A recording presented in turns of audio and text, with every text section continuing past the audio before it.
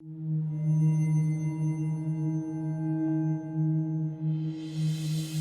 we are offering the mentorship program because it is a natural evolution of my practice.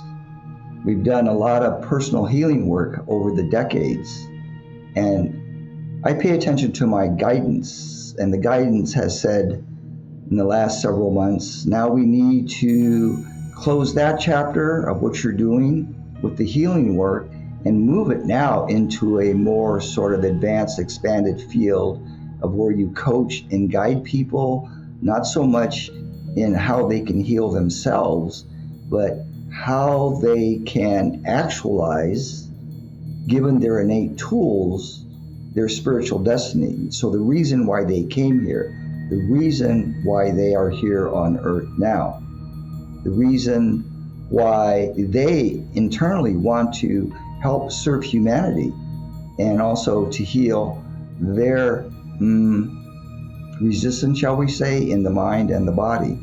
So it really is a natural evolution of now guiding people and helping them to become aware of their gifts, because we are all born with these hidden innate gifts. So part of the mentoring program is actually helping to trigger and activate their aha, really, I can do that? Well, of course you can, because you've done it all your life.